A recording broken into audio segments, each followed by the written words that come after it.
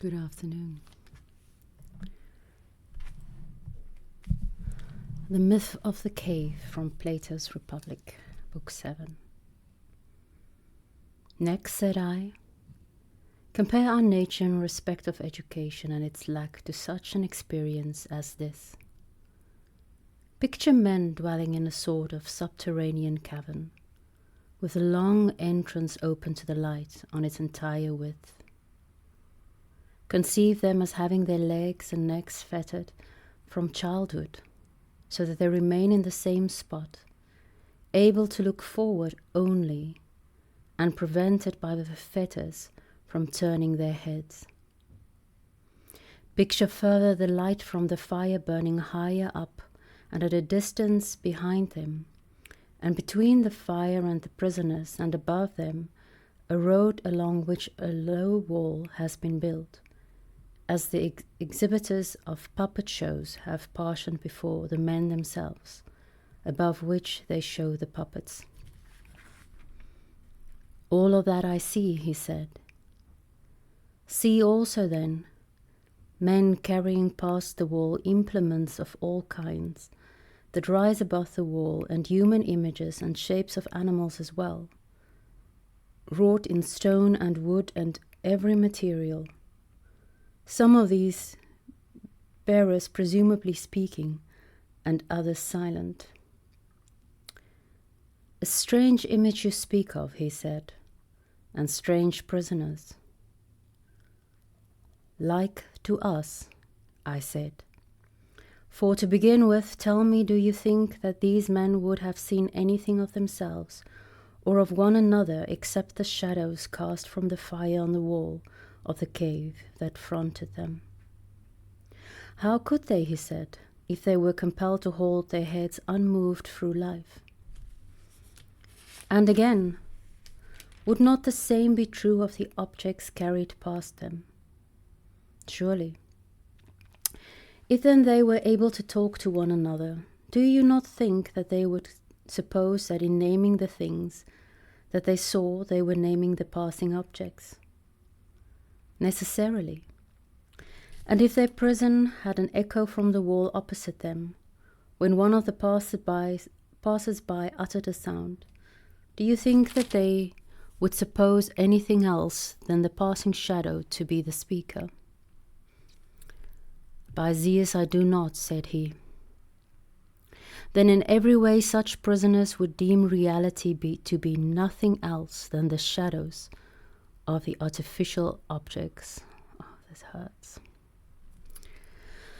Quite inevitably, he said. Consider then, what would be the manner of the release and healing from these bonds and this folly if in the course of nature something of this sort should happen to them? When one was freed from his fetters and compelled to stand up suddenly and turn his head around and walk and to lift up his eyes to the light, and in doing all this felt pain, and, because of the dazzle and glitter of the light, was unable to discern the objects whose shadows he formerly saw. What do you suppose would be his answer if someone told him that what he has seen before was all a cheat and an illusion, but that now, being nearer to reality and turned toward more real things, he saw more truly? And if also one should point out to him each of the passing objects and constrain him by questions to say that what it is, do you not think that he would be at a loss, and that he would regard what he formerly saw as more real than the things now pointed out to him? Far more real, he said.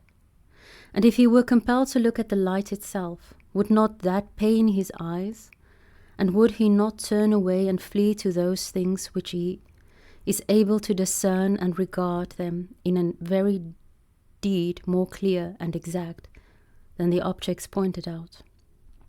It is so, he said. And if, said I, someone should drag him thence by force up the ascent, which is rough and steep, and not let him go before he had drawn him out into the light of the sun, do you not think that he would find it painful to be haled along, and would chafe at it, and when he came out into the light, that his eyes would be filled with its beam, so that he would not be able to see even one of the things that we call real. No, why no, not immediately, he said. Then there would be need of habituation, I take it, to enable him to see the things higher up. And at first he would most easily discern the shadows, and after that the likenesses of or reflections in water of men and other things, and later the things themselves. And from these he would go on to contemplate the appearances in the heavens and heaven itself, more easily by night, looking at the light of the stars and the moon, than by day the sun and the sun's light. Of course. And so finally, I suppose, he would be able to look upon the sun itself and see its true nature, not by reflections in water or phantasms of it in an alien setting, but in and by itself in its own place. Necessarily, he said. And at this point he would infer and conclude that this it is that provides the seasons and the courses of the year, and presides over all things in the visible region, and is in some sort the cause of all these things that they have seen. Obviously, he said, that would be the next step. Well then, if we recall to mind his first habitation and what passed for wisdom there, and his fellow bondsmen, do you not think that he would count himself happy in the change and pity them? He would indeed. And if there had been honours and commendations among them which they bestowed on one another, and prizes for the man who is quickest to make out the shadows as they passed, and best able to remember their customary precedences, sequences and coexistences, patterns, and so most successful in guessing at what was to come, do you think he would be very keen about such rewards, and that he would envy and emulate those who were honoured by those prisoners and lauded it among them, or that he would feel with Homer and greatly prefer, while living on earth, to be a serf of another, a landless man, and endure anything rather than opine with them and live that life? Yes, he said, I think that he would choose to endure anything rather than such a life. And consider this also, said I. If such a one should go down again and take his old place, would he not get his eyes full of darkness, thus suddenly coming out of the sunlight? He would indeed. Now, if he should be required to contend with these perpetual prisoners in evaluating the shadows, while his vision was still dim and before his eyes were accustomed to the dark, and this time required for habituation would not be very short.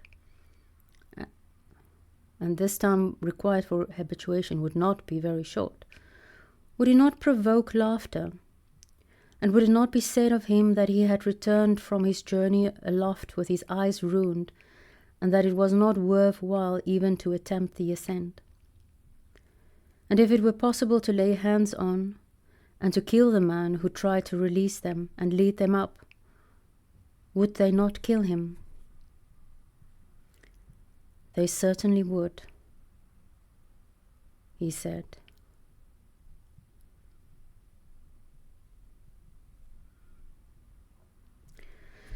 This image then, dear Glaucon, we must apply as a whole to all that has been said, likening the region revealed through sight to the habitation of the prison,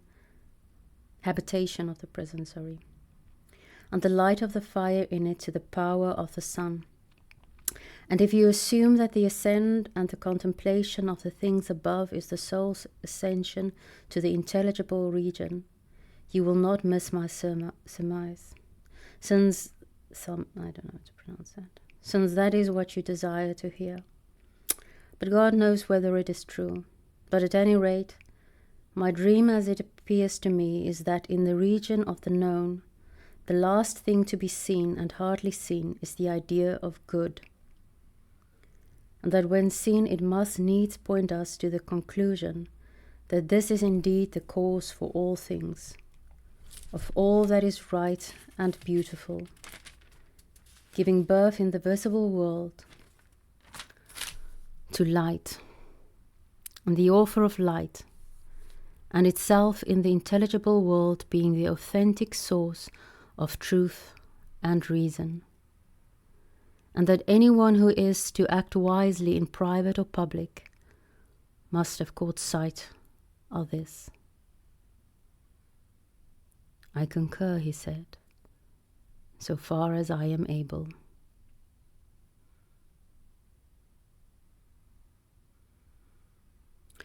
Come then, I said, and join me in this further thought, and do not be surprised that those who have attained to this height are not willing to occupy themselves with the affairs of men, but their souls ever feel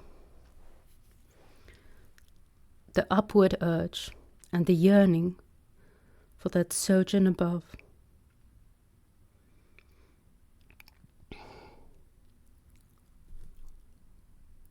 For this, I take it, is likely if this point, too, the likeness of our image holds. Yes, it is likely. And again, do you think it at all strange, said I, if a man returning from divine contemplations to the petty miseries of men cuts a sorry figure and appears most ridiculous, if while still blinking through this gloom, and before he had become sufficiently accustomed to the environing darkness, he is compelled in courtrooms and elsewhere to contend about the shadows of justice, or the images that cast the shadows, and to wrangle in debate about the notions of these things in the minds of those who have never seen justice itself.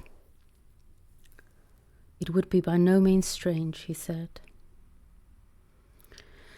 But a sensible man, I said, would remember that there are two distinct disturbances of the eyes arising from two causes, according as the shift is from light to darkness, or from darkness to light, and believing that the same thing happens to the soul too, whether he saw a soul perturbed and unable to discern something, he would not laugh unthinkingly, but would observe whether coming from a brighter life its vision was obscured by the unfamiliar darkness, or whether the passage from the deeper dark of ignorance into a more luminous world and the greater brightness had dazzled his vision. I have to think of Dostoevsky's Idiot.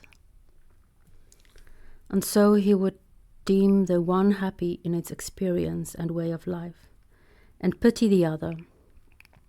And if it pleased him to laugh at it, his laughter would be less laughable than that at the expense of the soul that had come down from the light above. That is a very fair statement, he said.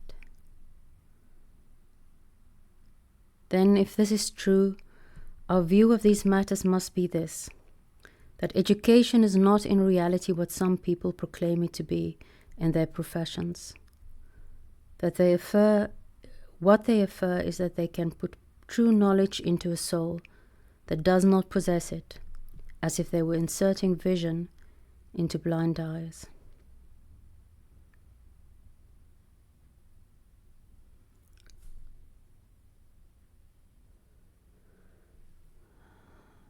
I think I should stop there. I don't know how long, and if it is even still continuing.